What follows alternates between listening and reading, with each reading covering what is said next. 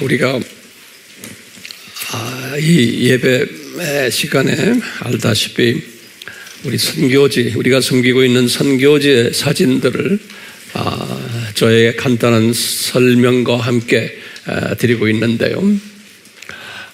어떤 분들은 목사님 상당히 은혜스럽습니다. 참 감사합니다. 계속해 주세요. 라는 그러한 분들이 가끔 저에게 있어요. 네, 그래서 그런 말 들을 때마다 저도 조금 힘이 좀 생겨요.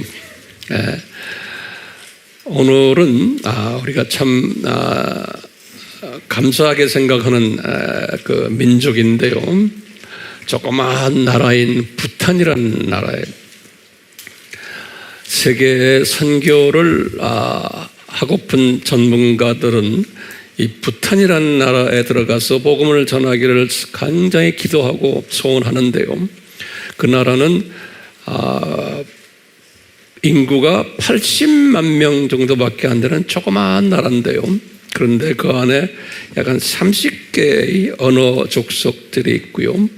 그리고는 불교 왕국이 네팔은 왕국인데 이제 왕국이 무너졌지만 네팔은 힌두 왕국인데 왕이 있으면서 종교를 가지고 있는 국교로 그런 걸 이제 이야기하는데, 이 나라는 지금 부탄은 불교가 국교고 그리고는 왕이 또 가장 높은 수반인 나라예요. 그런 나라가 세계에 지금 없어요, 제 기억으로는. 그런데 이 나라는 불교 외에 다른 종교를 인정하지 않는 나라예요. 이제 그 안에 이제 같은 부탄 안에 인도 계통 사람들이 살아서 힌두교도 약 한 20% 정도 있지만 불교가 이제 주로 된 나라예요. 그 안에 우리 소위 말하는 개신교, 복음주의라고 할까요? 우리처럼 예수님을 섬기는 그러한 기독교인을 그 데이터에 의하면 약 한 3,000명 정도 보고 있어요. 그러니까 80만 명 중에 약 한 3,000명 정도로 보고 있는데, 그것도 그냥 대강 짐작하는 거예요. 왜냐하면 그 나라는 교회 건물을 지으면 안 되게 돼 있어요. 그래서 그 안에 복음을 받은 사람들 중에서 가정교회들을 하고 있어요. 가정교회들, 하우스 처치. 그래서 정확한 숫자를 알지를 못해요. 그 안에서, 그 나라의 영토 안에서는 외국 사람이 복음을 전하면 그건 큰일 나게 돼 있어요. 그래서 이분들은 어떻게 돼서 기독교인이 되는가? 그 부탄의 국경지대에, 다시 말하면 인도 쪽으로 내려와서요, 인도로 건너와서 거기에 조그마한 도시 하나 있는데, 그 도시가 이 부탄 선교를 향해서 모여 있는 선교사 그룹들이 있어요. 이제 부탄 외곽에, 다른 인도에 그 도시에서 복음을 받아서 이제 부탄으로 들어가는 분들이 있는데, 약 한 3,000명 가량 있지 않을까라고 이제 이렇게 보고 있어요. 네. 저도 거기에 몇 번 들어갈 교회가 있었는데 주변에서 저를 보고 들어가지 마십시오 그러는 거예요. 그래서 이제 그 주변 도시가 있어요. 거기에는 우리 네팔 팀들이 가서 그분들에게 복음을 전하고, 또 인도 팀들이 거기 가서 복음을 전해요. 그래서 우리만이 아니고 타 그룹들도 이 부탄을 향해서 기도하며 복음 전하는 팀들은 곧 주변 조그마한 도시 하나가 있어요. 그 도시에 가서 사람들을 불러 모아서 이제 복음을 전해서 다시 집어넣고 하는 일을 하는데요. 정말 감사하게도 우리 AMI는 그 안 현장에서 예배를 드리는 우리 팀들이 있고 전도들을 많이 해요. 정말 그런 건 저나 여러분들, 이게 절대로 우연이 아니고 우리에게는 책임이 많아요. 특히 여러분도 오늘 사진을 좀 보시면서 여러분들의 책임은 기도로 동참하는 책임이죠. 그렇죠? 잊지 마시고 성령님의 여러분들의 마음을 감동 주셔서 기독해 하시는, 이 나라는 정말 복음이 들어가기 힘든 곳이네요. 그런데 참 감사한 것은 주님이 하셨어요. 약 한 5, 6년 전에 이 성경 번역하는 사람들, 특히 그 조그마한 소수민족 언어로 이런 팀들이 있어요. 그것은 이제 다 미국 사람들이 성경 번역하는 미국의 전문가들이 있어요. 이 사람들이 기도와 물질과 재능을 바쳐서 성경 번역하는 일, 성경이 없는 족속들에게 그 일들 열심히 하는 그룹들이 있는데, 그분들이 주동이 돼서 이제 히말라야 쪽에서 한번 한 5, 6년 전에 모임이 있었어요. 번역하는 사람들만. 그러니까 소수 언어를 번역하는, 그러니까 성경이 없는 족속들, 신구약이. 거기에 이제 우리 팀들 중에, 우리 티벳 팀들 중에 우리 AMI 책임자 되시면서 그분은 티벳의 로미 언어를 신약으로 번역한 분이에요. 여러분들 전에 한번 자보 목사님이라고 사진을 보셨어요. 그 아드님이 사무엘이다. 기억나시죠? 기도하는 분들은 기억나실 거예요. 이 자보 목사님이 번역하는 사람들의 모임에서 이 붓한 신약을 번역한 사람을 거기서 이제 만나서 우리 이야기를 하면서 제 이야기를 한 거예요. 한번 가서 황 목사님 세미나가 있으니까 와봐라. 그래서 이제 이분이 우리 세미나에 왔어요. 한 6년 전인가 그래요. 와가지고 이분이 앉아서 이제 우리 세미나에 앉아서 열심히 듣더니 이분이 계속 가르쳐 달라는 거예요. 그래서 이분이 우리의 부탄의 AMI 디렉터가 된 사건까지 일어난 거예요. 그래서 공부 열심히 하면서 지난번에도 제가 설명했지만 이분이, 성령님이 이분에게 뭘 주시냐면 부탄의 대학생들을 우리 아미 세미나에 카트만두에서 할 때마다 한 20명씩 불러오는 걸로, 그래서 그 아주 핵심되는 똑똑한 젊은 대학생들을 불러가지고 집중 우리 아미 훈련을 시켰어요. 그래서 이분들이 이제 가정교회들을 지금 하고 있는 거예요. 하고 있는데 참 감사하죠? 이건 우리 힘으로는 절대로 안 되는 거예요. 그래서 여러분들이 공부하고 있는 이 모든 아바 공부 내용들을 이 팀들이 벌써 다 이제 꿰뚫고 있는 이 무서운 그룹들이 돼버린 거예요.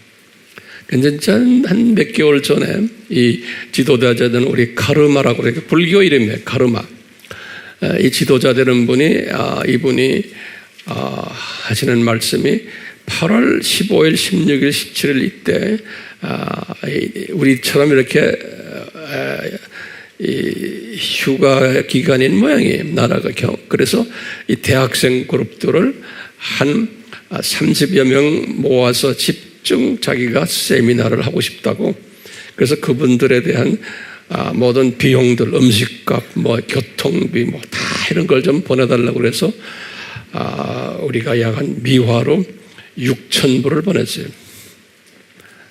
여러분들이 헌금하는 이 헌금들 다 그렇게 가는 거예요. 우리가 이렇게 모아놨다고. 그래서 6,000불을 가지고 이제 밥을 먹이고 잠재우고 교통비 주고 이런 모든 이런 일들을 했는데, 그것을 한 후에 사진을 보내왔어요. 그래서 오늘 그 사진을 한번 보겠어요? 네. 한번 봅시다. 네. 여기 제가 이쪽으로 쓸게요. 이게 이제 그 세미나 장소예요.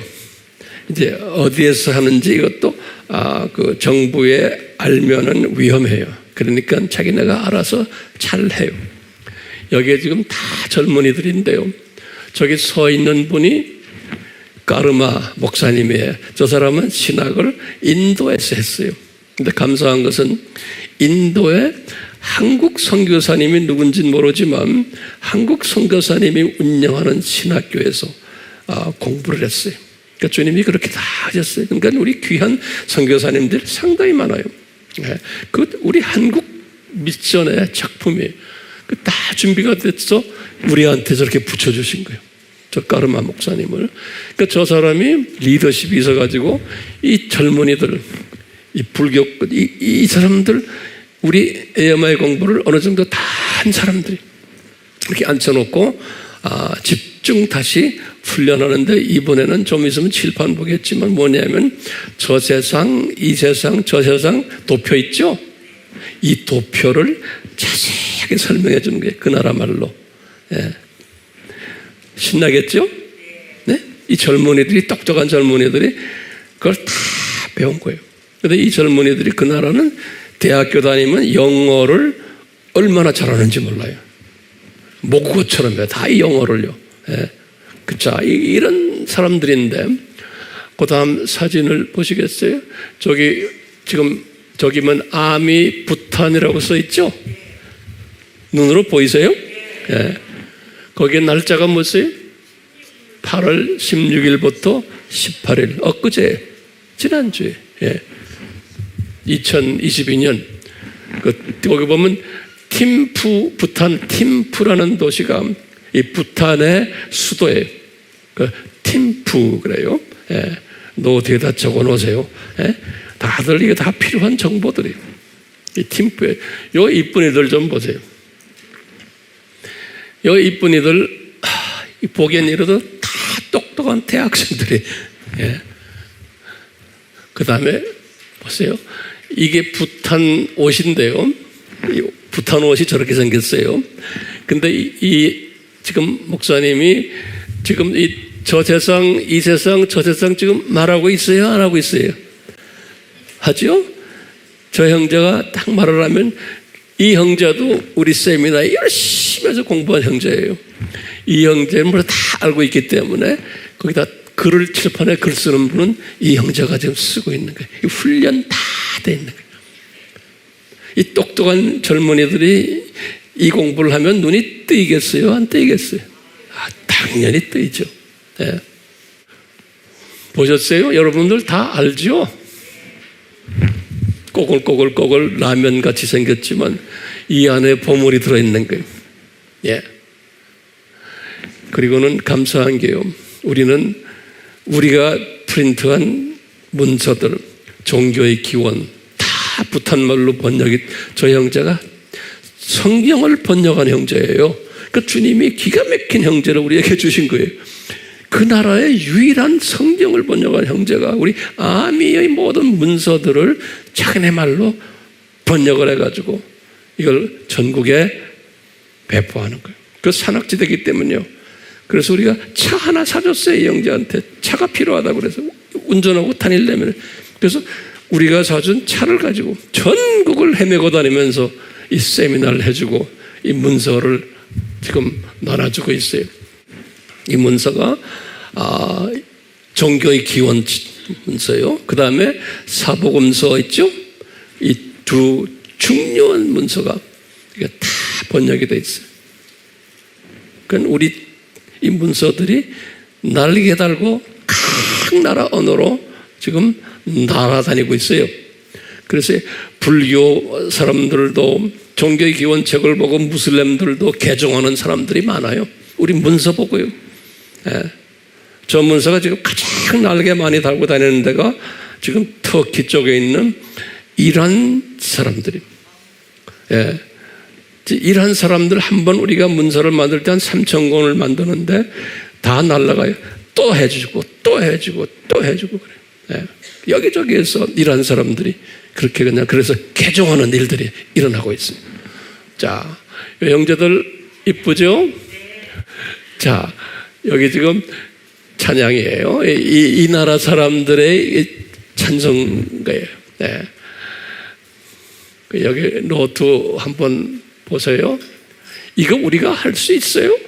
못해요. 이 성령님이 이 사람들을 이렇게 해놓으니까 하죠. 보배로운 사람들이. 그 다음에 이 형제 정말 보배스럽죠. 이 형제 이름이 뭐예요? 카르마, 그래, 카르마. 예. 요게 핵심 멤버들이, 여기 우리 부탄의 핵심 멤버들이, 우리 제일 여기 왼쪽에 있는 저 젊은이는 아주 보통 열심히 하네. 예. 그 다음에 여기 지금 제일 오른쪽에 있는 우리 하얀 옷 입은 저 자매는 보통 똑똑한 자매가 아니에요. 제가 지난번에도 말씀했지만 거기에서 여행사 사장님이세요. 예, 여행사 사장님이세요. 똑똑한 자매들이 뭐 여기 이제 이쁜이들 아까 여행사 사장님이 아주 보통이 야무진 자매가 아니에요. 여기 이제 끝나고는 이분들이 단체 사진을 찍은 것 같아요. AMI 부탄 이래가지고 예, 이제 이분들 계속 지금 하고 있는 장면이고, 예, 식사 손가락으로 손으로 먹는 거 보이죠? 예, 이제 식사 장면들이 사진 여기 이제 우리 핵심 멤버들이 도움이 됐어요? 네. 오늘은 우리 화이슬진저 예수님이 하신 7번을 화이슬진저 하셨는데요. 오늘은 그 7번째의 화이슬진저에, 근데 이 7번째 화이슬진저는 상당히 해석하기 어려운 화이슬진저예요. 그리고 굉장히 심각한 화이슬진저예요. 이 외식하는 서기관들과 바리새인들이여 할 때, 지금 여기 때 두 시간적으로 볼 때 1세기 때 예수님 당시에 그 외식하는 서기관들과 바리새인들이요라고도 우리가 해석을 하고, 그렇지만 이건 23장 마태복음 23장은 우리 뭐라고 그랬죠? 예수님의 재림 전에 나타나는 소위 교회 안에서 소위 가짜 영적 지도자들, 외식하는 서기관들이라는 것은 학자들을, 선생님들 이야기하고, 바리새인들이라는 것은 목회자들, 이렇게 우리가 정리한 것 다시 한번 확인하시고, 이 예수님 재림 전에 이슬 하는 것은 미래형이거든요.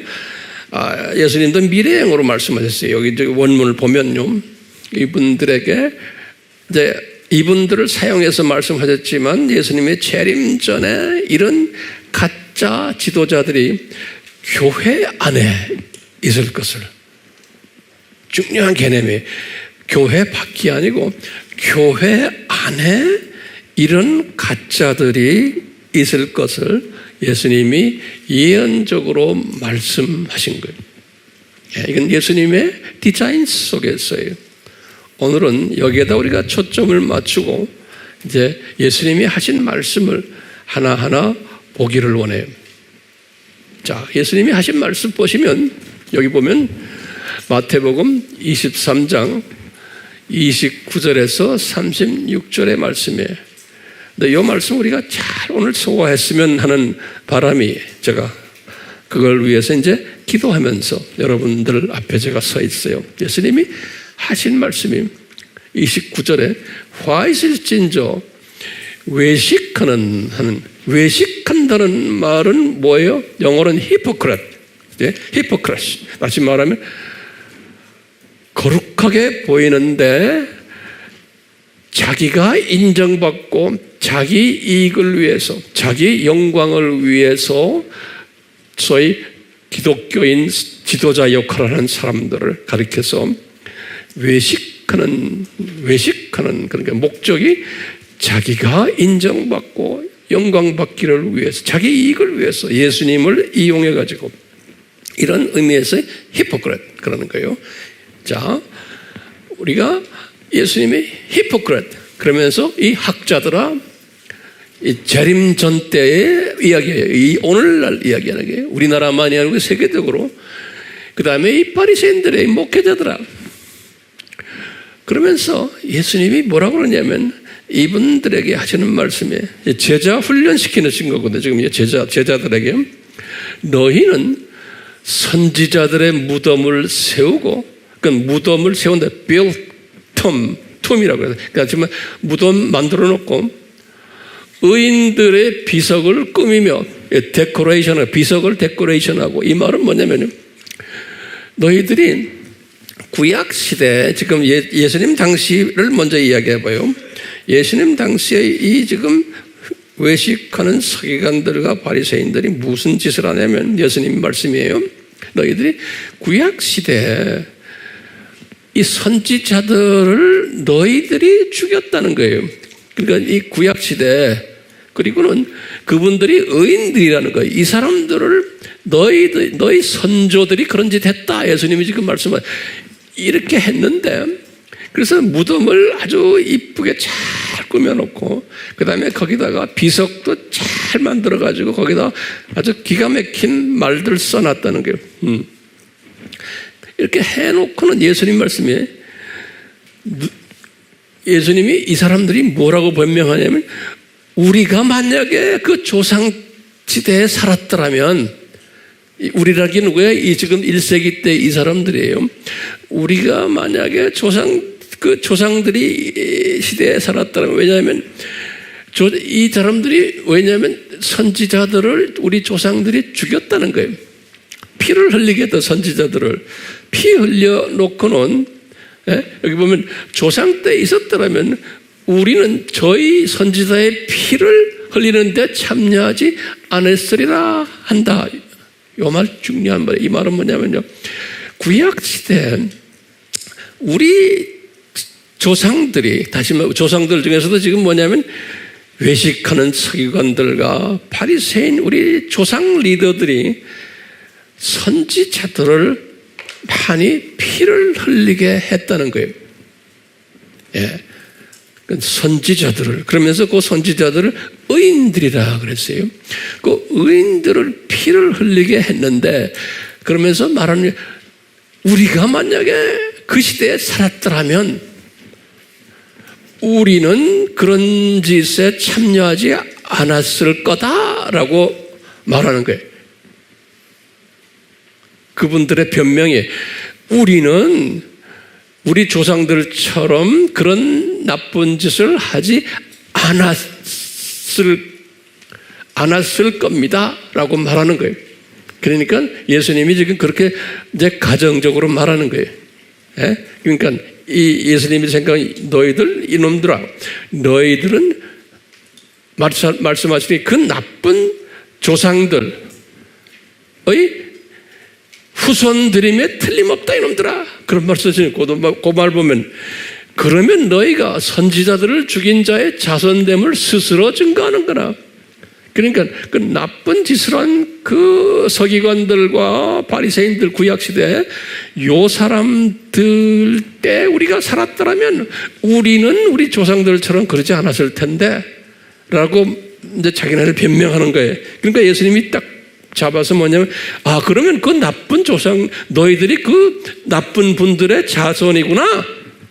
이렇게 예수님이 말씀을, 그 죽인 자들의 자손 이미 스스로 증거하는구나. 됐어요? 제 말 이해됐어요? 예? 그러니까 같은 그룹이구나. 그런 소리예요. 그러시면서 예수님께서 무슨 말씀하시냐면 기가 막힌 말씀하세요. 이제는 다시 이제 1세기로 오셔가지고 1세기 오신 다음에 그것을 다시 지금 오늘날까지도 우리가 연계해서 봐야 돼요.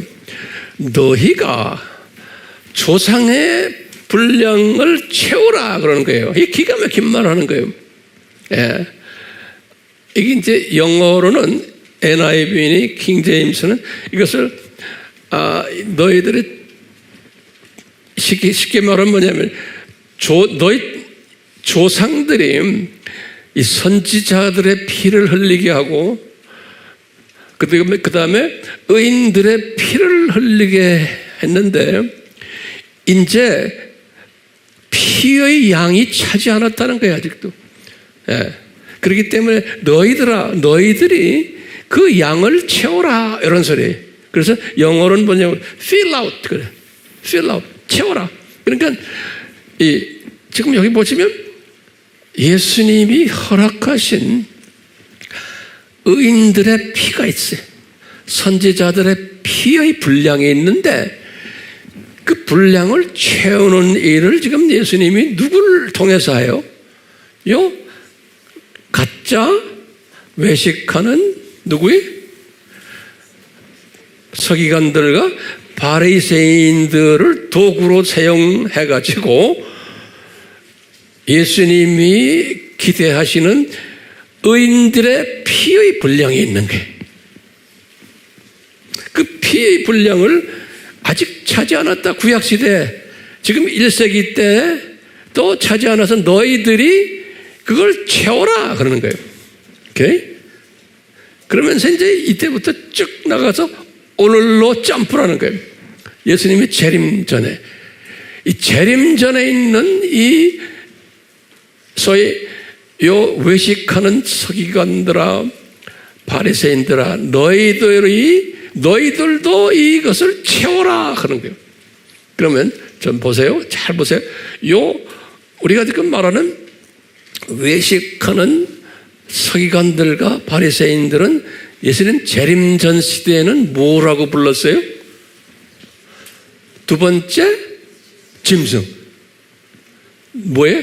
종교적 적 그리스도들이. 예. 그러니까 이 두 번째 짐승들이 이 종교적 적 그리스도들에게 지금 말하는 게 너희들도 이 순교자의 피의 양을 채워라. 그렇기 때문에 이 말은 보면 구약 시대에도 피를 흘렸지만 채우지 못했고 신약 시대 지금 2000년 동안도 계속 피를 많이 흘렸지만 채우지를 못했다는 거예요. 아직까지. 그래서요. 이제 오늘날 이것 채우는 일을 누가 하느냐? 그러니까 두 번째 짐승께서 한다라고 보는 거예요. 제가 칼럼에서 항상 강조했죠. 그러니까 이 화면을 통해서 공부하는 분들은 우리 커뮤니티, AMI 커뮤니티 안에 들어오면 칼럼이 있어요. 그거 꼭 보시기를 바라요. 자, 오늘 이것을 전제로 하겠어요. 우리가 좀 공부할 게 상당히 많아요. 예. 이제 그러면서요, 요 사람들을 피를 채우는 일을 하는 사람들을 아주 무서운 말을 했어요.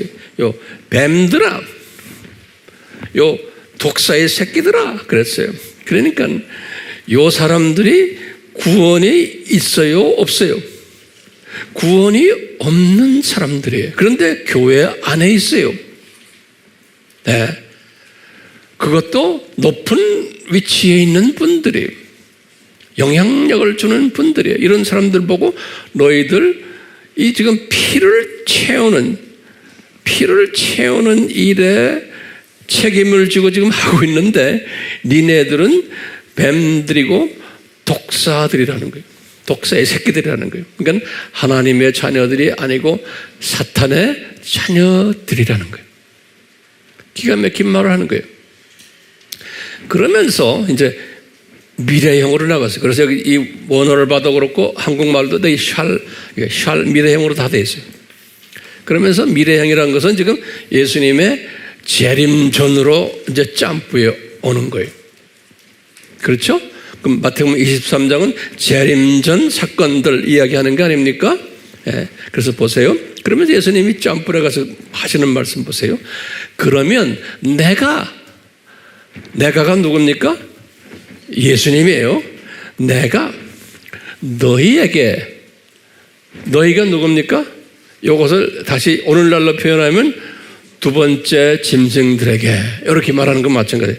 내가 너희에게 선지자들과 지혜 있는 자들과 서기관들을 보낸다는 거예요. 여기 뭐냐면 이 사람들은 뭐냐면 진짜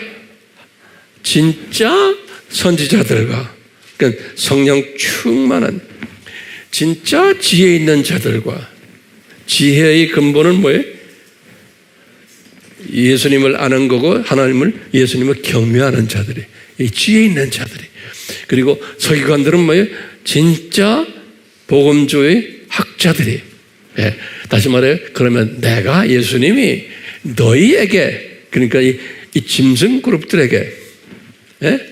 지금요, 진짜 선지자들과 지혜 있는 자들과 서기관들을 보내매 그 중에서 더러는, 그 중에서 어떤 사람은 너희들이 죽이기도 하고 피 흘리게, 예? 또 십자가에 못 박기도 하고, 이건 생명 없어지는 거예요. 또 어떤 사람은 회당에서 채찍질하고 매 맞는 거예요. 고통만 주지 죽은 사람들은 안 해. 예? 그 다음에 이 동네 저 동네 다니면서 핍박할 것이다. 그러니까 다시 말하면 이 순교의 개념이 뭐냐? 완전히 죽는 사람들도 있고, 순교가 그러니까 육적 순교예요. 예. 생물학적 순교예요. 이런 사람들 십자가에 죽는 거. 그 다음에 또 뭐냐면 이건 혼적 순교가 있어요. 이건 뭐냐? 채찍질 당하고 미움 당하고, 그 다음에 이 동네 저 동네 다니면서 핍박 당하고, 이런 일들을 할 것이라는 거예요. 그러니까 다시 말해요. 누가 이런 말을 지금 예언해요? 예수님께서 내가 재림하기 전에 어떤 일이 있냐? 너희들이, 그러니까 이 종교적 적그리스도들이 내가 보내는 진짜 복음적인 선지자들과 진짜 지혜 있는 자들과 진짜 서기관들을 내가 너한테 보낼 텐데, 너희들이 이 사람들을 피 흘리게 하고, 예? 육체적인 피를 흘리게 해서 죽이는 일도 있고, 너희들이 그 다음에 여기 지금 육적 피 흘리는 거예요. 그 다음에 여기는 또 뭐예요? 혼적 피 흘리게 하는 거예요. 고통당하게 하고 핍박하고 왕따시키고 미워하고, 예, 이런 일들을 하겠다는 거예요. 그러니까요, 이 피라는 개념이, 이 피 흘린다는 개념이 순교라는 개념을 두 수준으로 보는 거예요. 하나는 뭐예요? 실제로 피 흘리는 거예요. 죽어서 죽게 하는 것. 또 두 번째는 뭐예요? 혼적 피 흘리는 거예요. 고통을 주고 왕따시키고 미워하고, 예? 여러 가지로 삶을 어렵게 만들고 하는 그런 것들을, 그것도 피 흘림이라는 거예요. 그러니까 예수님이 말씀하실 때는 이 피 흘림이 차야 된다는 거예요. 그러니까 이 피 흘림을 차게끔 만드는 분들이 누구라는 거예요? 예? 이분들이라는 거예요. 오늘날 말하면 두 번째 짐승들이라는 거예요. 정리됐어요? 예. 그러면서 35절에 그러는 거예요. 그러므로 의인 아벨의 피부터, 그래서 아벨이라는 건 주전 4,000년 분이 아벨의 의인인데, 아벨의 흘린 피부터 시작을 해서 바라가의 아들 사가랴 그랬어요. 요 사가랴, 우리 스가랴 서 있죠. 우리 스가랴라고 그래도 영어로는 제카라야 그래요. 스가랴. 요 스가랴서 1장 1절에 보면은 이 스가랴가 할아버지는 이또고 아버지는 바라가라고 그랬어요. 바라가. 그래서 이 스가랴가 누구냐? 이 바라가의 아들이에요. 그러면 스가랴는 언제 사람이냐? 주전 520에서 주전 480대 사람이에요. 그러니까 우리 586 기억나죠? 586은 바벨론 이거 한 거 아니에요? 요 당시에 586 봐봐요. 이건데 이 586 사건 이슨 후에 태어난 사람이에요. 이 사역한 사람이에요. 그래서 요 사람은 굉장히 중요한 사람인 게, 요 사람은 예언자 선지자로서 이분은 스가랴서를 쓴 사람이에요. 그래서 제가 저쪽에다가 이분이 스가랴서를 쓴 그 선지자로서 예언자로서 쓴 내용을 잠깐 보면요, 이 스가랴서는 상당히 의미가 있는 성경이에요. 스가랴서가요. 그래서 여기를 쫙 보시면 스가랴서는 이분이 이제 예언한 거예요. 뭘 예언했냐면 첫 번째, 지금 586 사건이면 알죠? 586. 그런데 70년 후에 516 사건이 일어날 거라는 걸 이미 받은 거예요. 516은 뭐예요? 여기에 성전, 제2성전이 지어지는 거예요. 예. 그러니까 이분이 스가랴가 제2성전이 지어질 것을 메시지를 받은 분이에요. 절대 따라오세요. 성경 구절은 스가랴서 1장 7절에서 2장 9절이에요. 그리고는 그분에게 또 두 감람나무가 출현할 것을 보여주는데, 왜냐하면 이 두 감람나무를 여호수아와 대제사장, 그 다음에 총독인 스룹바벨이, 이 두 사람이 나타나가지고 이 제2성전을 지을 것을 말씀하신 거예요. 구체적으로 누가 이 제2성전을 지을 것인가? 여호수아와 스룹바벨이 지을 거다 하는 거예요. 그래서 이 성전을 스룹바벨 성전이라 우리 가끔 부르죠. 제2성전 또는 스룹바벨, 영어로는 제룹바벨 그래요. 여기 이제 스가랴서 3장 1절에서 4장 14절까지 기록이 되어 있어요. 그러니까 이 스가랴라는 이 사람은 이 말라기는 주전 400년 때지만 이 구약의 선지자 중에서 제 뒤편에 있는 분이에요. 586 그 이후에 뒤편에 있는 분인데 이분에게 엄청난 것을 보여주셨어요.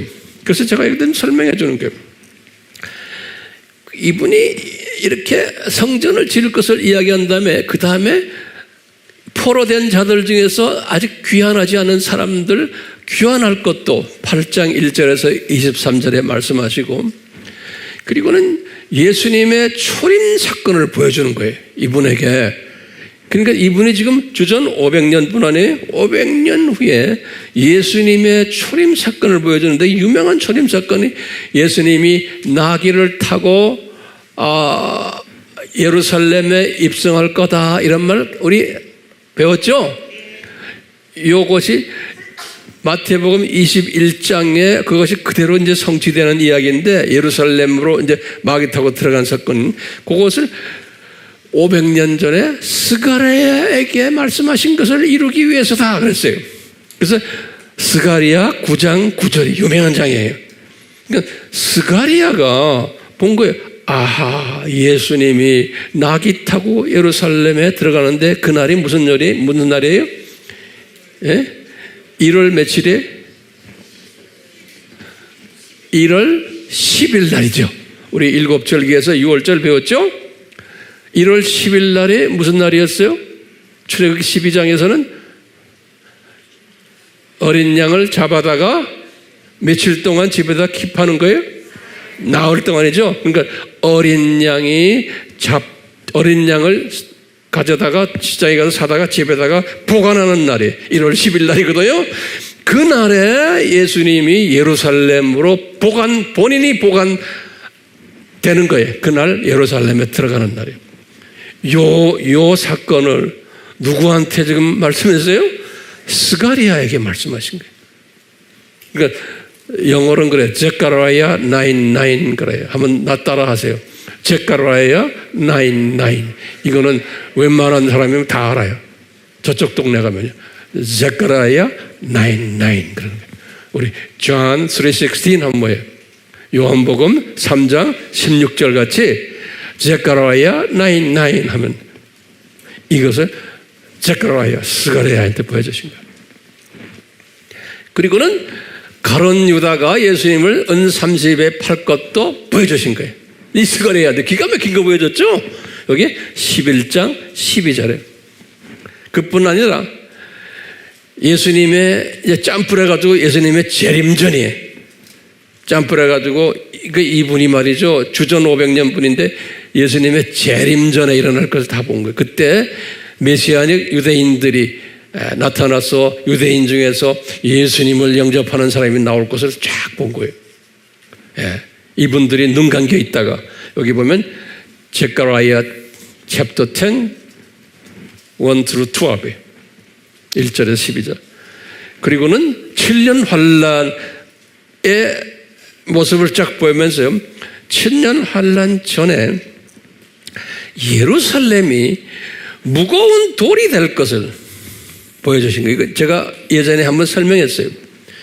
스가랴서 12장 3절에 예수님이 스가랴에게 보여주는 거예요. 이 예루살렘, 저 예루살렘이 무거운 돌이 될 거다. 다시 말하면 전 세계에서 가장 골치 아픈 도시가 될 거다. 사람들에게 무거운 돌이 될 거다. 그 도시 때문에 이제 이스라엘에서 이제 전쟁도 일어나고 그 도시 때문에 서로 문제가 생기고 그 안이 복잡하다는 거예요. 그래서 이제 유대인들을 사랑하는 분들은 우리가 예루살렘의 평화를 위해서 기도하자라는 말 하잖아요. 근데 예루살렘의 평화가 오겠어요? 안 오겠어요? 안 와요. 네. 무거운 돌이 되는 거예요. 네. 이런 것도 스가랴에게 말하고 그 다음에 7년 환란 동안의 일들을 딱 설명해 줬어요. 12장 4절에서부터 13장 9절에 그뿐 아니라 예수님이 지상 재림하는 장면도 보여줬어요. 14장 4절에서 7절에 정확하게 어디에 내려오신다는 거예요. 감람산에 예수님이 내려오시는 거예요. 예수님이 승천하실 때 내가 요 승천하는데 내려올 때 요 장소로 다시 이런 모습으로 내려온다고 그랬잖아요. 그것을 예수님이 사도행전 1장 8절, 9절, 10절 여기서 말했거든요. 똑같이 그 전에 벌써 500년 전에 스가랴한테 보여준 거예요. 예수님이 이렇게 요 감람산으로 내려올 것을, 그리고는 천년왕국이 있을 것을 14장 8절에서 19절, 그 다음에 이제 마지막에 이제 14장 마지막에 20절과 21절에 보면 새 하늘과 새 땅까지를 다 보여준 거예요. 그러니까요, 이 스가랴 하면은 우리가요 뭘 보냐면은 아하, 이분이 5.16 사건부터 시작을 해서 쫙 예수님의 초림, 예수님의 재림, 그 다음에 쭉 그래서 뭐예요? 이 창조 목적 학교가 끝나고 그 다음에 새 하늘과 새 땅까지를 쫙 다 보여주신 특별한 선지자예요. 예. 이 말은 참고로 해가지고 여기 예수님이 하신 말씀을 다시 한번 봐요. 그러므로 이제 피 흘리는 사건이에요. 피의 양을 채우는 사건이에요. 근데 그 차는 게 언제까지나 보세요. 아벨의 피부터, 그러니까 아벨의 피라는 건 우리 알죠? 주전 4,000년에 주전 4,000년부터 바라가의 아들 사가랴의 피까지 하는 말은요, 사가랴를 그냥 주전 500년 사람으로 보는 게 아니고 이분이 가지고 있는 스피릿이에요. 영적, 이분이 가지고 있는 영적 그 범주가 어디까지냐면 창조 목적이 끝나는 심판 때, 그 다음에 심지어는 저쪽 저 세상 새 하늘과 새 땅까지죠. 그러니까 스가랴라는 거는 이때까지 하는 말은 다시 말하면 무슨 표현일까요? 구약 4,000년, 신약 2,000년 기간까지로 보시면 됩니다. 그러니까 2,000년 기간이 언제예요? 우리 여기 4,000년, 2,000년이면 여기 예수님의 지상 재림이죠. 요때까지 지상 재림, 예수님의 지상, 여기 다음에 이제 천년왕국이 있어요. 여기 심판이 있고, 예수님께서는 지금 뭐라고 그러냐면, 예수님이 지금 이 아벨, 저기 지금 누굽니까? 아벨이죠. 아벨의 피부터 예수님의 지상 재림까지, 요걸 지금 이렇게 설명한 게 사가랴까지. 사가랴가 예수님의 지상 재림 이야기 했죠? 그렇죠? 그거 다 본 거예요. 그러니까 요때까지, 요 지상 재림 때 무슨 일이 일어나요? 요 지상 발음 직전에 두 짐승이 불못으로 던져지죠? 그 성경 구절이 뭐예요? 계시록 19장 20절이죠. 그러니까 이 두 짐승이 불못으로 던져질 때까지, 그때까지 피 흘림이 많이 있을 거라는 거예요.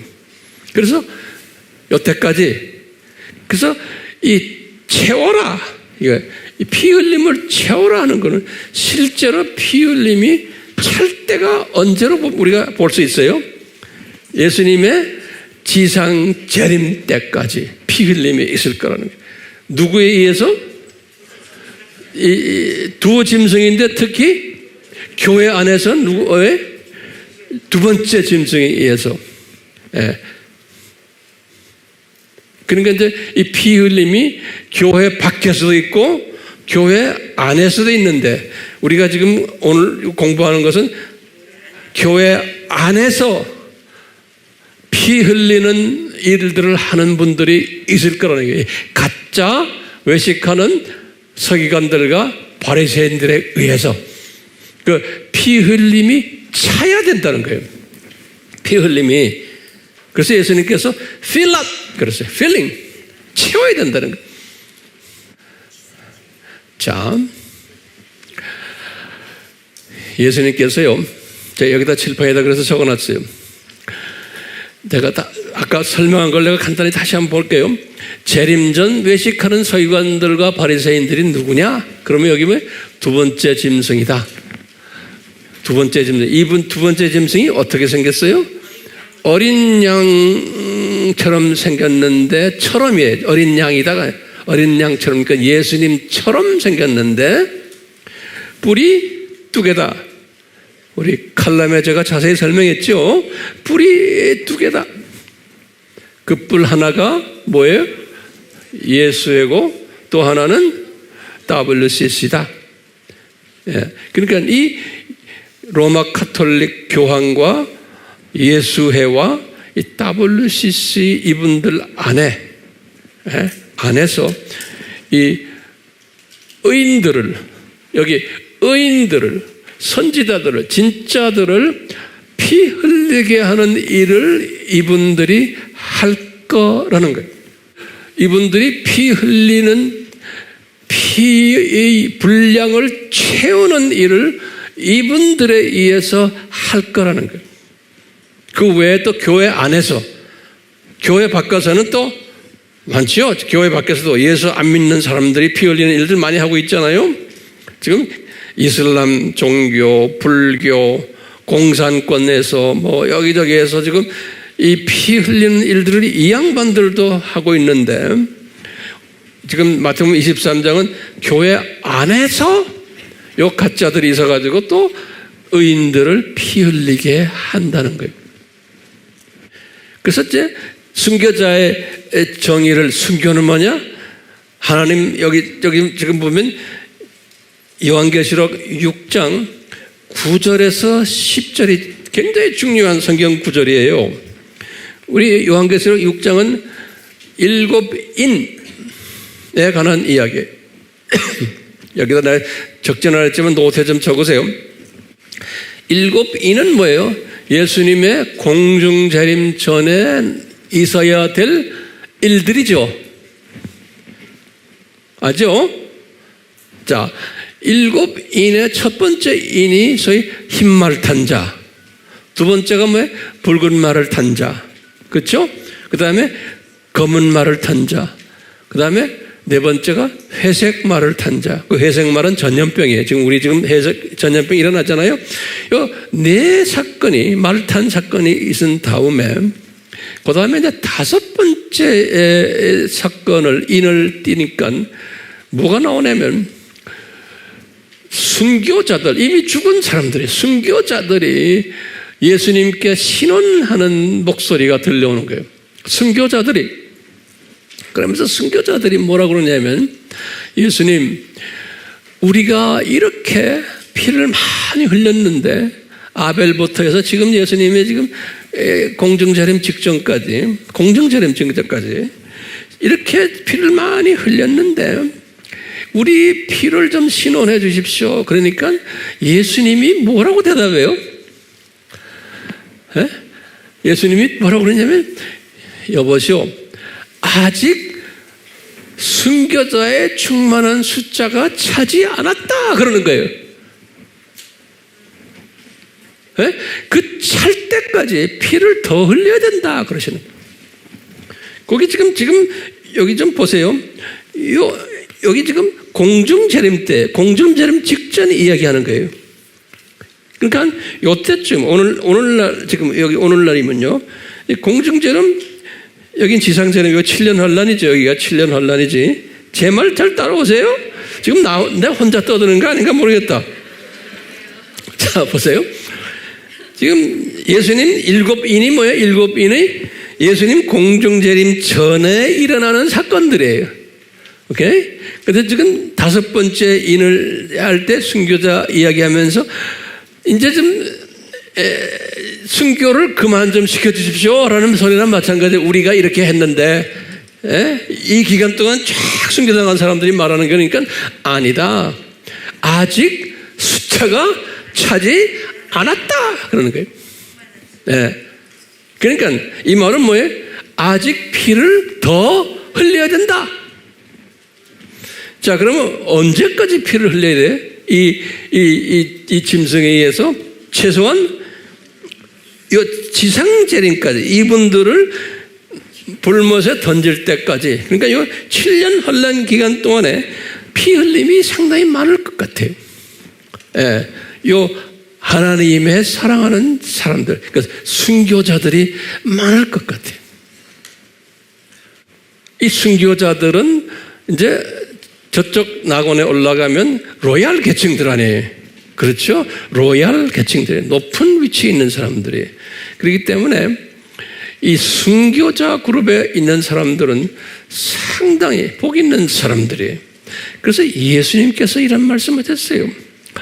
마태복음 우리 8복의 8번째 복이 복 있는 자는 하시면서요, 내 이름 때문에 너희들이 핍박받고 미움받고 배척당하고 왕따 당하면 너희들은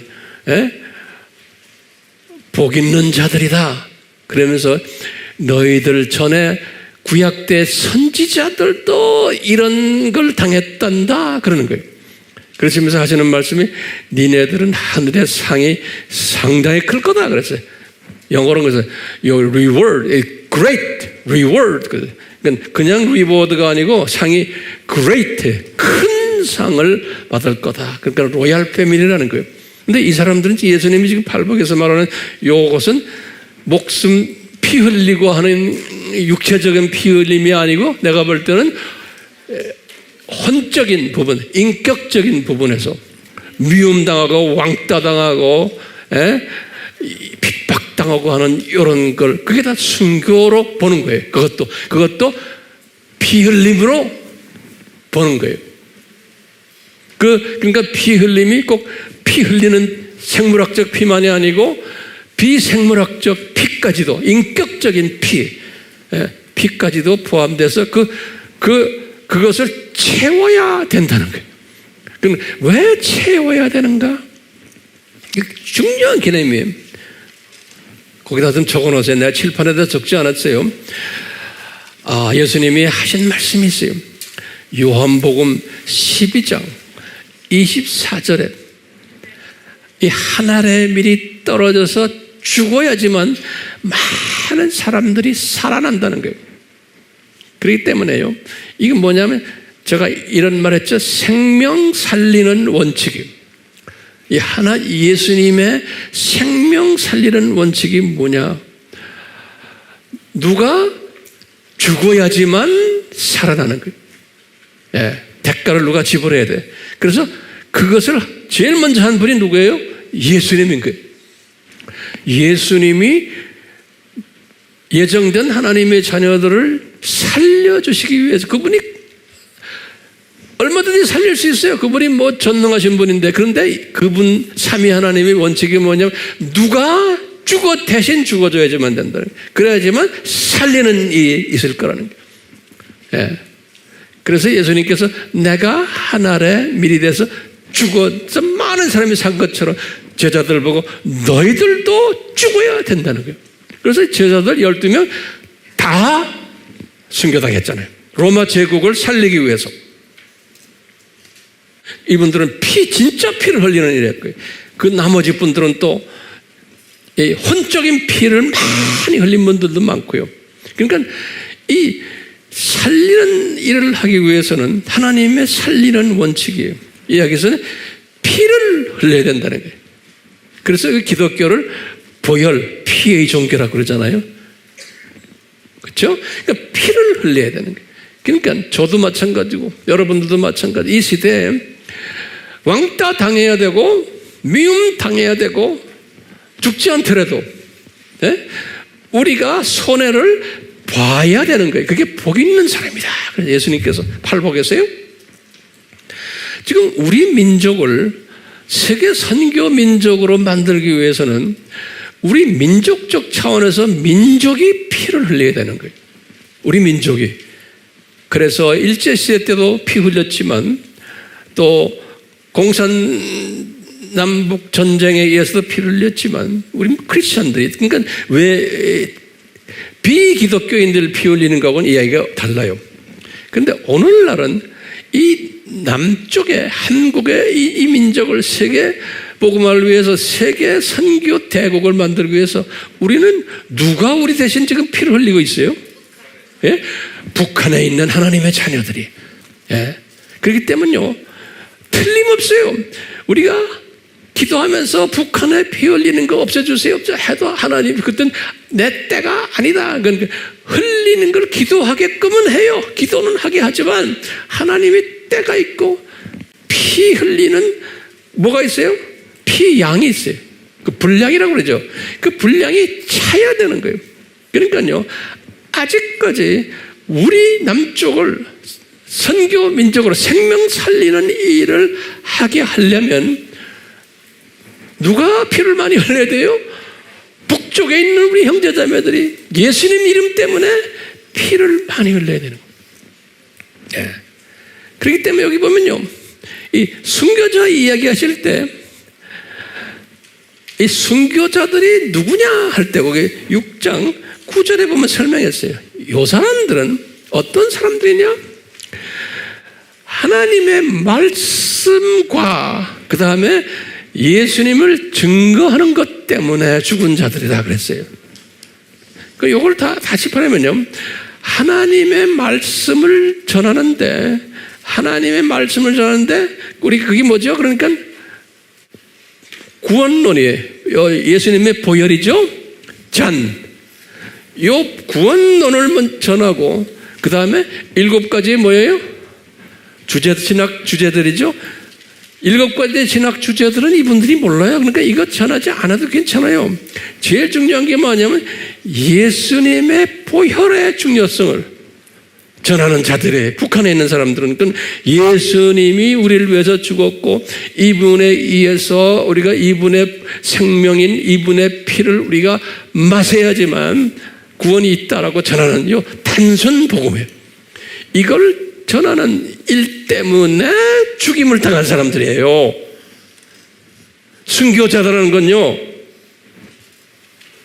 그러니까 뭐 잠깐 예술에서 뭐 이슬람 나라나 어디에 가서 여행하다가 그놈들에게 잡혀가지고 그냥 죽었다, 이런 거는 내가 볼 땐 순교가 아니에요. 순교는 좁은 의미에서 뭐예요? 분명히 지금 여기 말했잖아요. 계시록 6장 9절에 하나님의 말씀을 전하는 증거하는 자들. 그래서 사도행전 1장 8절에 너희들이 성령 받으면 나를, 예수를 증거하게끔 돼 있다는 거예요. 그러니까 기독론이 우리는 강해야 되는 거예요. 구원론이 강해야 되는 거예요. 예. 누구를 이야기한다는 거예요? 예수님이 그래서 너희들이 성령 받으면은 나를 증거한다고요. 그때 증거한다는 단어가 마르투스라고 그래가지고 그게 순교자라는 뜻이에요. 증거한다는 그 원어가 마르투스가. 우리 영어로도 순교자들을 martyred 그러잖아요. 똑같은 거예요. 다시 말하면 우리가 순교를 꼭 피 흘림이 받는 육적 순교만이 아니고 뭐예요? 혼적 순교예요. 예수님의 유일한 하나님이시고 이분이 유일한 구세주라고 말하면은 왕따 당하고 미움 당하고 핍박을 당하는 이것도 순교라는 거예요. 그러니까요, 나나 여러분들이 이 예수 그리스도를 오늘날 전할 때 순교자의 스피릿을 가지고 하세야 되는 거예요.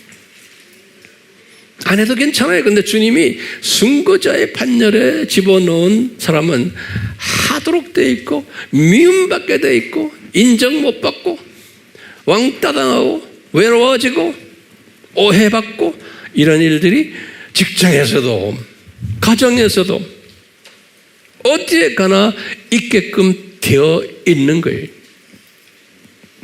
이건 내 말입니까? 아니냐, 내 말이 아니에요.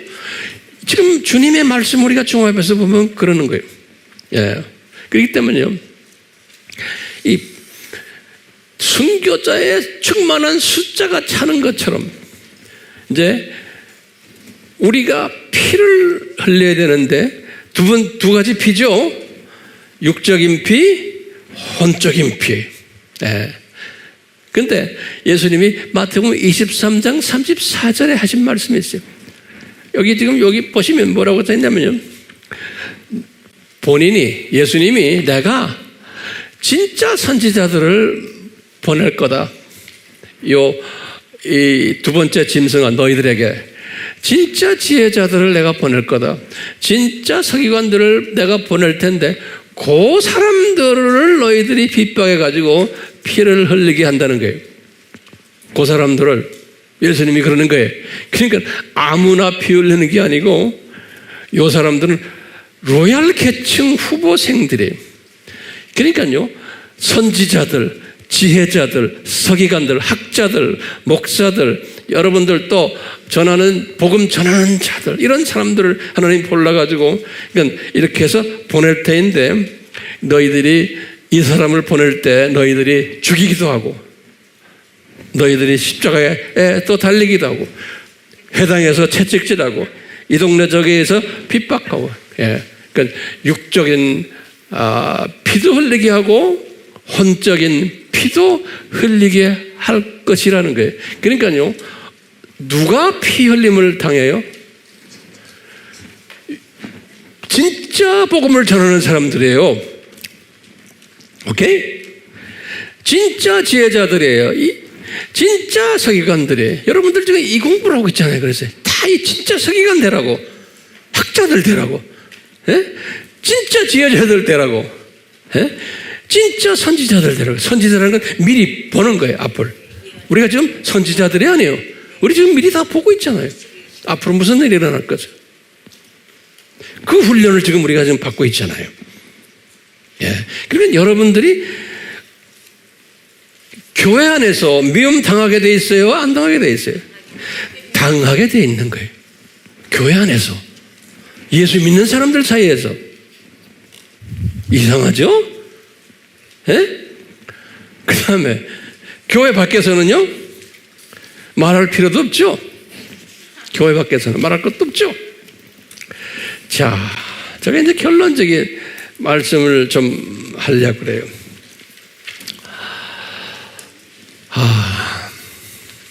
우리 민족은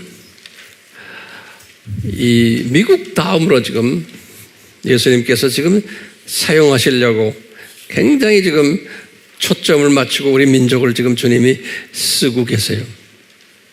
쓰고 계시니까 우리 민족 안에서 이제 순교자들이 많이 나와야 돼요? 안 나와야 돼요?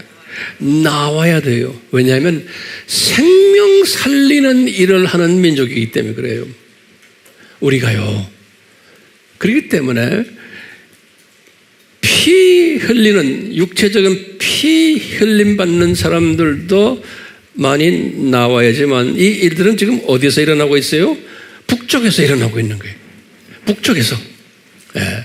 그리고는 남쪽에 있는 이 생명 살리는 사람들은 피 흘리는 것은 혼적인 피를 많이 흘리는 사람들이 나와야 되는 거예요. 그 복음 때문에 미움받고 핍박받고 소외받고 이런 사람들이 지금 남쪽에서 또 많이 나오도록 주님께서 지금 하고 계세요. 그런데 안타까운 일은요, 우리 민족이 이런 사명을 가지고 있는 가운데 지난 한 40년 전부터 우리 교회 안에서 이 신실한 이 자들인데 어디 좀 부족한 부분들이 있는 분들이 있어요. 다시 말하면 선지자들이고 지혜자들이고 서기관 그룹들인데 어디 부족한데 좀 있는 분들이 있는데 그런 사람들을 핍박하는 그룹들이 있어 왔어요. 우리나라에. 근데 핍박을 어떻게 하느냐?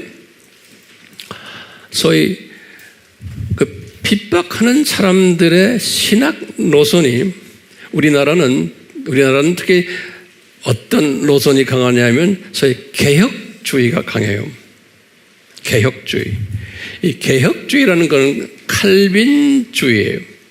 예. 이 칼빈주의를 루터 쪽은 개혁주의라고 그러질 않아요. 칼빈주의를 리폼으로 그러는데요. 이 칼빈주의가 우리나라가 이제 주를 이루면서 이 칼빈주의 사람들이 로마 카톨릭도 쭉 그랬지만 종말론의 이제 해석에서 차이가 나요. 종말론을 칼빈주의는 무천년주의를 주장하는 분들이에요. 무천년주의. 우리 종말론 내학설 공부 많이 했죠? 이 공부를 안 하면은 제 말을 알아듣질 못하고 시대 분별력을 몰라요. 우리는 이 어려운 종말론 내학설을 신학교에서도 잘 안 가르쳐요. 그러니까 목사님들도 잘 몰라요. 우리나라만이 아니고 전 세계의 목사님들도 왜 신학교에서 이런 걸 잘 다루질 않아요. 자세하게. 네.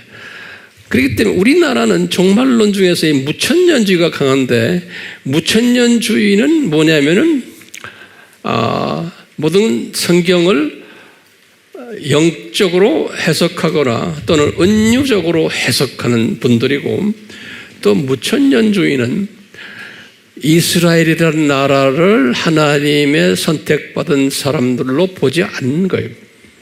이스라엘은 나라는 구약 때는 그랬지만 신약 때 와서는 이스라엘은 이미 저주받은 민족으로 보고 이스라엘은 저주받아서 나라도 없어졌고 이스라엘 나라라는 의미가 저주받은 것 때문에 의미가 없다는 거예요. 그러니까 이스라엘 사람들도 그건 저주받은 사람들이고 그리고는 그렇기 때문에 이스라엘이라는 이 의미가 우리에게는 없다라고 보는 거예요. 그렇기 때문에 이제 예수님의 재림 전에 이스라엘이 독립되는 것도 그건 의미가 없다. 그건 아무것도 아니다. 그리고 예루살렘 성전을 제3성 성전을 짓는 것도 그건 의미가 없다라고 보는 거예요. 그런 걸 가지고서 예수님의 재림을 이야기하고 하는 사람들은 다 이단이다 보는 거예요. 그런데 이 개혁주의라는 이 개혁주의 사람들 안에도 주님께서는 절반 정도는 개혁주의를 가지고 있으면서도 무천년주의를 가지고 있지 않고 무슨 주의예요?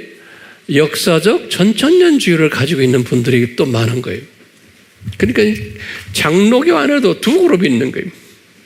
그리고 또 전천년주의 중에서 또 세대주의가 있는 거예요. 세대주의는 아주 이 문자적 해석하고 아주 이스라엘을 강하게 강조하는 그러니까 제3성전이 지어져야 되고 이스라엘 사람들을 복음화시켜야 되고 꼭 그렇게 하실 거다. 그러니까 이스라엘 사람들은 특별한 로얄 그룹으로 보는 그룹이 세대주의 그룹이에요. 그러니까 이분들은 또 이 구원론도 7부로 나눠가지고 좀 차이가 있어요. 우리 다 공부했잖아요. 그러니까요. 이 개혁주의 안에서 이 무천년주의를 하는 분들이 특히 누구를 이단이라고 정죄를 하냐면 이 소위 세대주의 사상을 가진 사람들을 이단으로 정죄를 하는 거예요. 그런데 이 세대주의라는 이 그룹이 100년 전부터 미국에서 굉장히 강하게 일어났고 전 세계에 다 퍼져 있어요. 그리고 우리나라도 선교사들이 왔을 때 그분들이 세대주의 사상을 가지고 다 온 사람들이 장로교인데, 감리교인데, 성결교인데, 그리고는 중국의 지하교회 다 세대주의 사상을 가지고 있는 사람들이 대부분이에요.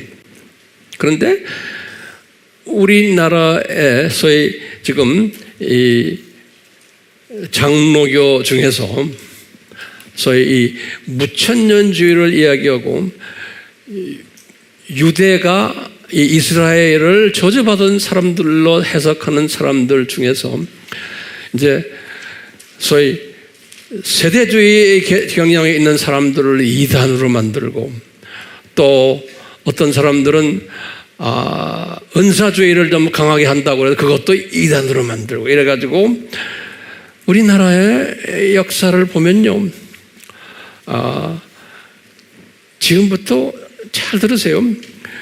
진짜 이 사람들은 예수님을 사랑하고 예수님의 보혈을 강조하고 선교에 눈을 떠 있고 한 사람들인데, 요 무천년주의 일부의 사람들에 의해서 이단화 되어버린 거예요. 이단화. 지금 우리나라가요, 그런 혼돈 속에 있어요. 신학적 혼돈 속에. 그래서 진짜 이단들은 누굽니까? 우리나라에 지금 있는 게 통일교니, 여호와의 증인이니, 또 뭐예요? 신천지니, 이런 것들은 진짜 이단이죠. 왜 그러냐면 예수님의 정체성을 변질시키고 공격하는 놈들이에요. 그러니까 이단이냐 아니냐는 어디에 기준이 가야 돼요? 예수님의 보혈이에요. 예수님이 보혈, 우리 문지방에 뿌린 그 사건 때문에 구원받잖아요. 그러니까 우리 구원은 무엇 때문에 구원받아요? 예수님의 보혈 때문에 구원받는 거예요. 우리는요, 성화는 쓴 뿌리, 쓴 나물 먹는 거예요. 그러니까 중요한 것은 예수님의 보혈을 변질시키느냐 안 시키느냐, 거기에 구원 있느냐 없느냐예요. 그런데 신천지도 통일교도 여호와의 증인도 다 이런 부분에서 예수님에 대한 잘못된 가르침을 가지고 있는 이단 그룹들이에요. 이런 이단 그룹들이 전 세계에 많아요. 교회 시대에도 이런 이단 그룹들이 많았어요. 예수님의 신성 부인하고 예수님의 인성도 부인하고 이런 것도 우리 다 공부했잖아요. 네. 그와 같이 이단의 초점이 어디에 있어야 돼요? 예수님의 정체성과 보혈이에요. 네. 거기에 초점을 맞춰야 돼요. 그런데 종말론에 좀 자기네와 좀 다르다 그래서 이스라엘을 이해하는 이스라엘론이 다르다고 해서, 그러니까 비본질들이에요, 이건. 그렇죠? 그래서 이단화 시킨 거예요. 그러니까 정확하게 보면 예수님이 사랑하는 사람들인데 그런 그 비본질 부분에서 종말론에 좀 차이 있거나 이런 것 때문에 우리와 다르다라고 말만 하면 괜찮은데 이단이다, 사입이다 이렇게 해가지고 고통을 당하는 사람들이 우리나라에 있어요. 우리가요. 그래서 이런 문제 때문에 우리나라의 교인들이, 이런 훈련이 안 된 교인들은 지금 내가 말하는 이 고통당하는 사람들을 아주 그냥 뭐 마귀 새끼들로 보고 이렇게 하는 게 많아요. 우리 한국교회 교인들 보면요, 예를 들면요, 거기다 좀 적어보세요. 제가 그래서요, 이 책을 내가 이렇게 갖고 왔어요. 이 책이 뭐냐면 한국교회를 30년 동안 농락한 이단 간별사들의 한국교회 대사기극, 이런 책 이름이 이렇게 길어요. 그리고 이제 거기 보면 이름이 황규학저 그랬어요. 그 다음에 거기 이제 추천서를 보면 뭐 여러 가지 각 교단에 또 영향이 있는 사람들이 더 추천했더라고요. 이게 600페이지 돼요. 그래서 제가 이것을 쭉 읽어봤어요. 제가요. 600페이지를요. 그러니까 여기 여러 가지 그 이야기들이 나와요. 내가 이 책 장사하려고 온 거 아니에요.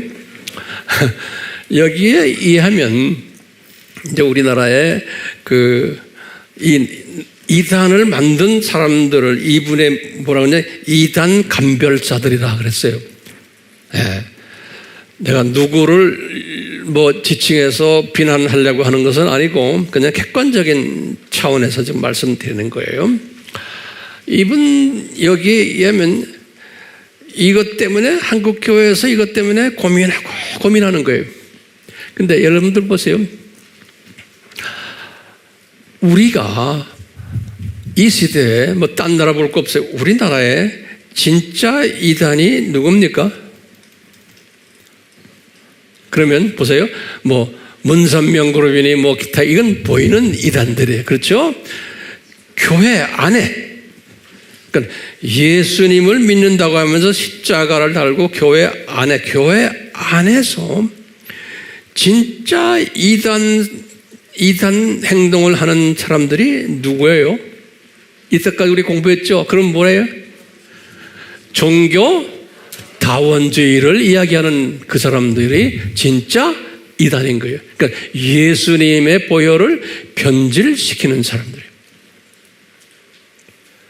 진짜 이단이죠?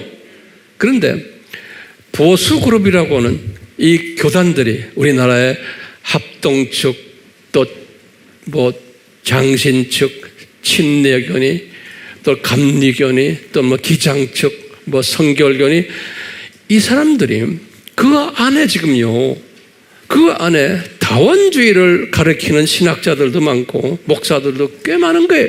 요 안에. 그런데 이단 감별을 하려면은 누구를 이단으로 해야 돼요? 이 사람들을 이단으로 해요. 로마 카톨릭 이단이다. 또 성공회도 이단이다. 또 정교회들 다 이단이다. 왜? 다원주의를 주장하는 사람들이고 이 사람들은 신세계 질서를 지금 추구하고 동성애들까지도 사랑해 주자고 하는 사람들이고 그 안에 목사들, 신부들, 그 안에 신학자들이 동성애자들도 많아요. 교단장까지. 그런데 이런 것들이 이단이요? 아니요? 이것들이 이단인 거예요. 그런데 이 친구들을 이단이라고 말하는 보수 그룹이 없는 거예요. 이단 감별사라고 하는 사람들도 이쪽 부분에서 전문가들인데 이 사람들도 지금 내가 말하는 이런 그 디노미네이션 이 교단들을 이단이라고 공식적으로 말을 못해요. 신기하죠? 우리나라 안에서도요, 대한야시교장로교 안에도 이 WCC 안에 들어있고 동성애 인정하고 종교 다원주의 이당하는 사람들이 많은데 교단 안에도요, 그걸 이단이라고 안 그래요. 그러니까 교인들이 볼 때는 그런 게 있어도 이단 감별사 된다는 분들이 그걸 이단이라고 말 안 하고 진짜 비본질에서 좀 차이가 나는 자기네와 종말론이 좀 다른 것 이런 사람들을 놓고 이단으로 하는 거 이단이라고. 그러니까 수 없는 하나님의 자녀들이 지금 이 속힘에 지금 빠져 있는 거예요. 이 책에 보니까요, 누구를 이단으로 만들어내냐면 이 이단 간별사라는 분들이 뭐냐면 아주 자세하게 나와요. 김기동 목사를 이단으로 하고 박윤칙 목사님을 이단으로 하고 유광수 목사님을 이단으로 하고 이명범 목사님을 이단으로 하고 변승우 목사님을 이단으로 하고 인터콥 선교회저 최바울 선교사님을 이단으로 정죄를 했어요. 이 6명이 명단이 여기 나와요. 그러니까 엄밀한 의미에서는 이 사람들은 예수님을 사랑하는 사람들이에요. 예수님의 보혈을 소중하게 생각하는 사람들인데 그래서 저희 종말론에 가서나 또는 어떤 교리적으로 비본질 부분에서 자기네가 좀 다르다 그래가지고 여기 보면 여러 가지 금전적인 문제도 있고 뭐 복잡하더라고 써놓은 걸 보니까요, 이단화 시켜버린 거예요. 그러니까 예수님의 시각에서 볼 때는 이분들이 내가 볼 때도 이단이 아닌 사람들인데 진짜 이단은 이 대형 교단들 다원주의를 이야기하는 이 친구들이 진짜 이단인데 이 사람들은 이단이라고 말 안 하고 요 쪼부레기들이에요. 쪼부레기라고 말해서 죄송합니다. 이 주님을 사랑하는데 조금 개혁주의 사람들과 다르다고 그래가지고 이단화시키는. 근데 이 사람들 보면 정말 열심히 복음 전하고 예수님을 전하는 사람들이에요. 인터컵도 마찬가지예요. 아주 보면 마음이 아픈 거예요. 제가 마음이 아파요. 그래서요, 거기에 대해서 자세하게 써놨어요. 그래서 이제 우리도 한국교회도 이제 정신 차릴 때가 온 거예요. 이제는 진짜냐 가짜냐, 진짜와 가짜인데 지금 이 진짜 이단들이 이단으로 지정받지 못하고 소위 하나님이 사랑하는 그 조그만 이 그룹들을 그냥 이단화시켜서 엄청 어려움을 주고, 이분들이 그동안에 제가 볼 땐 그런 거예요. 이 혼적인 부분에서 얼마나 순교를 당했을까 제가 보는 거예요. 예? 그 아픔이 있어요. 그러니까 이분들이 이단, 그 교인들도 이단 교회에 다닌다 해서 어려움 당하고, 하여튼 그렇잖아요. 예. 그러니까 이제 이런 것이 아파가지고 이분은, 여기 책은 이 사람은 그 이분들을 막 깠어요. 뭐 엄청나게 깠어요. 저는 까기 위해서 지금 말하는 게 아니에요. 다 주님의 장중에서 이분들 사랑하기 때문에 이 사람들을 생각해요. 이단 간별사도 제가 보면 저는 다 주님이 사용하시는 분들, 이분들은 그래도 예수님을 사랑하는 사람들이에요. 그렇기 때문에 이분들이 저는 마귀의 자식이다, 뱀의 자식이다, 그렇게 이야기하기 싫어요. 이분들도 주님이 사랑하는 분들인데 주님을 지나치게 사랑하다 보니까 자기네와 좀 다른 사람들을 그렇게 그냥 아프게 만들고 왕따시키고 하는 일들을 지금 하는 것 같아요. 예. 그러니까 이게 주님의 계획 속에서 하는 거예요. 그러니까 이제는요, 우리가요, 이런 것들을 다 이제는 좀 서로가 인정해주며 용서해주고 서로 사랑할 때가 왔어요. 그렇기 때문에 지금 말하는 이분들도 보면은 그분들이 가르치는 신학 쪽에서 한쪽으로 치우친 것들이 있어요. 보면요. 그러니까 그것을 꼬투리 잡아가지고 이렇게 다 이단화 시켜버리는데, 이단이라 그러지 말고 얘들아 너희들 이거 좀 고쳐라 이렇게 좋게 말하면 좋은데, 그냥 좀 왠지 그냥 이 사람들을 그냥 이단을 시켜버리기 때문에, 이단 제가 볼 때 그래, 아하, 이것도 하나님이 계획이구나. 이 지금 6명 이 사람들을, 그래서 몇 년 전에 예장 통합 측에서 이 사람들을 이단에서 풀어주자, 사면하자라는 운동들이 나와가지고 이분들이 100회 총회에서 거기에 특별 사면위원회를 조직해가지고 이분들을 다 분석해서 지금 이 6명들을 사면시키기로 결정을 했어요. 그때. 그런데 이것이 발표돼가지고 2016년 9월 12일에 발표를 했어요. 이 교단 차원에서 교단장 이름으로 우리나라에서 가장 큰 교단이 예장 통합 안에 합동하고 이 통합에서 그렇게 했는데, 그 얼마나 반가운 소식인지 모르겠어요. 그래서 저는 이 기사를 읽고는 그 당시에 참 이제 때가 됐구나 했는데, 그 안에 또 반대 그룹들이 또 있었던 모양이에요. 그래가지고 싸움이 붙어가지고 나중에 사면을 다 시도하고 총회에다가 이제 101회 총회에다 올리기로 했는데, 거기에서 상정이 되지를 못했다 그래요. 부결된 모양이에요. 그래서 이제 이분들이 아직까지도 그 문제 때문에 이 사면을 받지를 못해서 지금도 고생하고 있는 거예요. 지금도요, 이단으로. 이런 아픔 속에서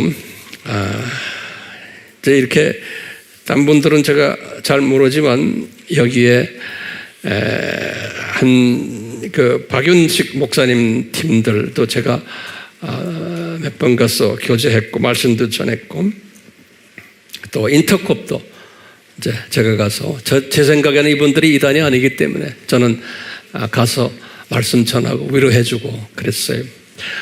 주님이 이제 머지않아 이분들을 완전히 그 아픔에서 건져줬으면 하는 것이 저의 기도 제목이고 우리의 바람이에요. 왜냐하면 쓸데없이 주님 사랑하는 조그마한 그룹들을 이단화시켰기 때문에 이분들이 받는 아픔만이 아니고 많은 주님의 자녀들을 혼돈시키는 일을 하는 거예요.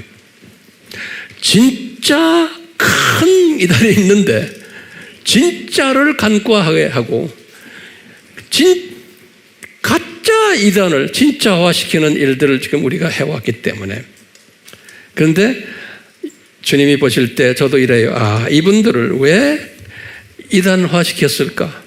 이분들을 통해 한잔 보면 겸손하라고. 이제 사면을 받아야 되는 분들에게 주님이 너희들 겸손하라. 너희들이 이렇게 어려움 당하니까 더 주님을 바라보며 주님에게 더 의지하라.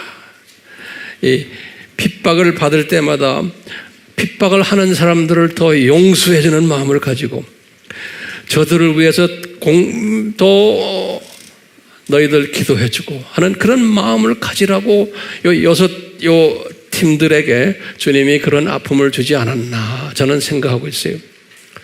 우리는 가끔 한국 교회를 위해서 기도할 때마다 이렇게 쓸데없이 주님 사랑하는 사람들인데 이렇게 이단 소리를 듣는 이러한 분들 생각하면서 기도로 위로해 주시기를 바랍니다. 이제 머지않아 빠른 시일 내에 이 문제가 해결됐으면 하는 것이 저의 바람이고 또 한국 교회의 바람이. 그래서 감사한 것은 결론적으로 우리가 NK 사역을 하는 이유가 뭐죠? NK 안에 저 위에 저 안에 피 흘리는 우리의 세계복음화 사역을 위해서 피 흘리는 분들이 있다는 걸 항상 잊지 말아 주시고, 그렇기 때문에 우리의 고백은 뭐냐?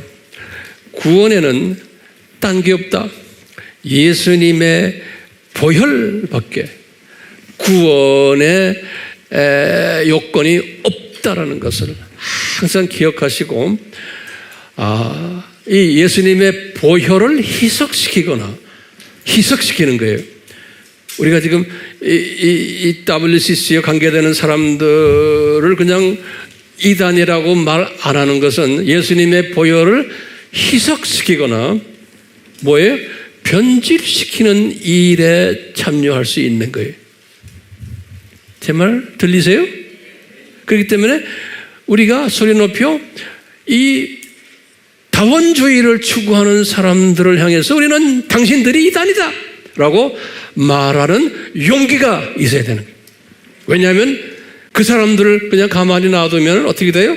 예수님의 보혈을 희석시키는 데 참여하는 자들이 될 수가 있는 거예요. 그렇죠? 그런 용기를 다들 가지시길 바라요. 그래서 오늘 우리 찬송도 Nothing but the blood of Jesus, 예수님의 보혈밖에 없네요.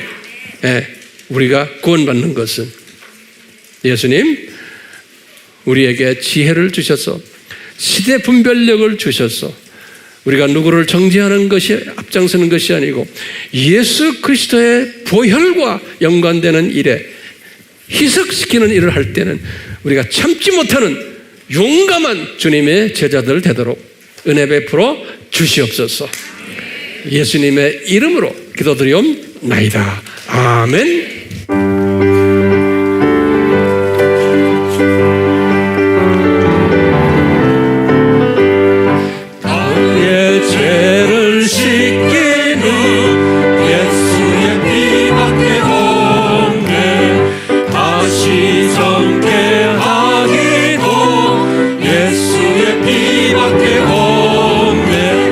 예수의 흘린 피